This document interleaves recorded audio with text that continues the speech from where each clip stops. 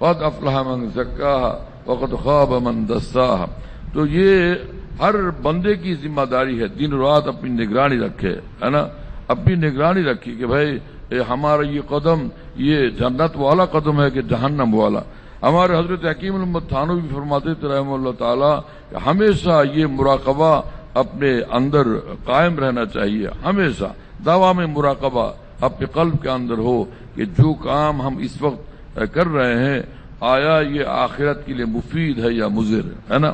اور مولانا شاہ محمد احمد صاحب الہ آباد رحمہ اللہ نے ایک مراقبہ سکھایا کہ جو بھی کام کرے یوں خیال کرے اس سے مالک تعالی ناراض تو نہیں ہوں گے، وہ میرے مالک میرے محبوب پاک اس سے ناراض تو نہیں ہوں گے. یہ دھیان اپنے دل کے اندر رکھنا ضروری ہے، یہ مراقبہ ہمیشہ اپنے قلب کے اندر رکھنا ضروری ہے. وہ راضی ہے مجھ سے خفا تو نہیں ہے، میرے محبوب پاک مجھ سے راضی تو ہیں خفا تو نہیں ہے نا. جس بات سے وہ راضی اسی پر ہم خوش ہیں، ہم تو وہی کریں گے جس سے وہ خوش ہے، اور جس بات سے وہ ناراض ہوتے ہیں ہرگز وہ نہیں کرنا. لیکن اگر ایسی بات ہو گئی تو نا امید بھی نہ ہونا، ان سے توبہ کر کے اور معافی مانگ کے پھر معافی لے لیں گے انشاءاللہ تعالی. ہاں یہی سکھاتا ہے قرآن پاک، یہی سکھاتے ہیں آپ صلی اللہ علیہ وسلم ہم سب کو، اور اسی کی طرف دعوت دیتے بار بار وہ کریم مالک جل والا شانہ. بات سمجھ میں آتی ہے میرے دوستو؟ ہاں موت تک بس یہی کام ہے، موت تک یہی کام ہے، اور کام کرنے سے وہ حق تعالیٰ کا کامیاب بنا ہی دیتے ہیں. کامیابی تو کام سے ہوگی نہ کہ حسن کلام سے ہوگی، ذکر کے التزام سے ہوگی، فکر کے اہتمام سے ہوگی. ابتدا کرنا ہے مشکل، انتہا مشکل نہیں ہے.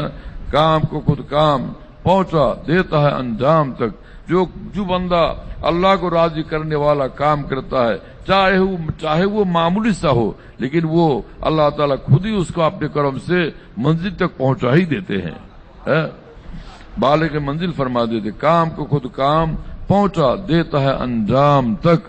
یہ قرآن پاک میں جو ارشاد ہوا ان الذین آمنوا، جن کے اندر ایمان ہے، وعملوا الصالحات، اور ہمیں راضی کرنے والے کام وہ کرتے رہتے ہیں، تو ان کے لیے جنت الفردوس کی خوشخبری ہے. اللہ نے خود ہی فرما دیا، اسی کو فرمایا خواجہ صاحب نے، کام کو خود کام پہنچا دیتا ہے انجام تک. ابتدا کرنا ہے مشکل، انتہا مشکل نہیں. کیوں کہ ابتدا کرنا ہے مشکل، شروع کرنا مشکل ہے، لیکن منزل تک پہنچ جانا یہ مشکل نہیں ہے. کیوں؟ اس لیے کہ حاجی صاحب رحمہ اللہ فرماتے ہیں تم نے ایک سجدہ کیا پھر دوبارہ سجدہ کیا، یہ سجدہ کرنا یہ دلیل ہے، یہ علامت ہے اس بات کی، دلیل ہے اس بات کی وہ محبوب پاک تمہیں چاہتے ہیں، جبھی تو تم کو سجدے سے نوازا ہے نا. ابلیس نے اتنی عبادات ہے نا، اتنی عبادات کی ہے، اتنا اس کے باوجود جب حق تعالیٰ کو منظور نہ ہوا پھر اس کو توفیق نہ ہوئی سجدے کی، ہے نا، سجدے کی توفیق سے محروم فرما دیا، اور پھر ہمیشہ کے لیے اس کو مطرود فرما دیا، راندہ دربار کر دیا ابلیس کو نا، ہے نا، نعوذ باللہ تعالی من ذالک. تو حق تعالیٰ چاہتے ہیں تو اس سے وہ کام ہوتا ہے، نہیں چاہتے تو وہ کام ہو نہیں پاتا، کسی طرح وہ نہیں بنتا، کسی طرح نہیں بنتا. تو حاجی صاحب رحم اللہ فرماتے ہیں اگر کچھ اعمال صالحہ اچھے کام کی توفیق ہو گئی یہ خود دلیل ہے وہ محبوب پاک تمہیں چاہتے ہیں اور اپنی طرف تمہیں بلاتے ہیں اور جنت کی طرف لے جانا چاہتے ہیں. لہذا شکر کرو اور وہ لگے لپٹے رہو، شکر کرو لگے لپٹے رہو، ہے نا. اندری رامی تراش می خراش تا دم آخر دم فارغ مباش تا دم آخر دم آخر بوت کہ عنایت باتو صاحب سر بوت. اگر ان کے راستے پر پڑے رہو گے تو ایسا وقت آئے گا وہ خود ہی اپنے کرم سے اپنا محبوب خاص بنا لیں گے، اپنے اولیاء اللہ میں ضروری وہ اپنے کرم سے شامل فرما لیں گے. بندہ میرا دروازہ چھوڑتا ہی نہیں ہے نا، دروازے پر پڑا ہوا ہے نا. فرمایا خواجہ صاحب رحم اللہ نے کھولے ہو یا نہ کھولے در اس پہ ہو کیوں تیری نظر، کھولے ہو یا نہ کھولے در اس پہ ہو کیوں تیری نظر، تو بس اپنا کام کر یعنی صدا لگائے جا، ہے نا. دروازہ یعنی وہ آپ کی قبولیت کا دروازہ، اور عطا ولایت کا دروازہ اگر نہیں بھی کھولتے ہیں کہ نہیں کھولتے، یہ ڈیوٹی، اس کی نگرانی کی ڈیوٹی تمہاری نہیں ہے. تمہارا کام ہے ان کو خوش کرنے کے کام میں، اداؤں میں لگے رہو. بات سمجھ میں آتی ہے نا؟ پھر گفت پیغمبر کے گھر کو بھی ترے، عاقبت بینی ازاں در ہم سرے. آپ صلی اللہ علیہ وسلم نے یہ خوشخبری سنائی ہے، اگر ان کے راستے میں پڑے رہو گے، لگے لپٹے رہو گے، ان کو اگر پکارتے رہو گے، یاد کرتے رہو گے، ضرور ہی وہ تمہارے لیے اپنے دروازہ کھول ہی دیں گے. بات سمجھ میں آتی ہے میرے دوستو؟ کیا بات ہے.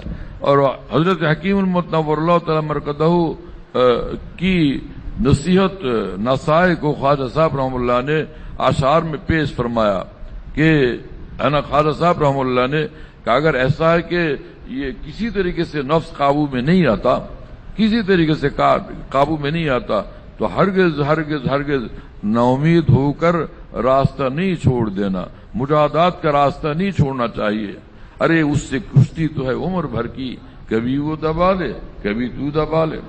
اس نفس ظالم سے کشتی لڑنا ہے زندگی بھر. یہ نہیں کہ ایک ہفتے کے لیے یہ لڑائی ہے، ایک مہینے کی لڑائی ہے، ایک سال کی لڑائی ہے، یہ 4-5 سال 10 سال کی 25 سال کی لڑائی ہے. اس نفس ظالم سے لڑائی موت تک کے لیے ہے. ارے اس سے کشتی تو ہے عمر بھر کی، کبھی وہ دبا لے کبھی تو دبا لے.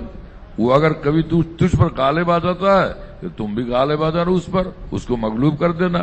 اور باری تعالیٰ سے رونا، غالبی پر جاذبہ مشتری شاید در درمندگار وا خری.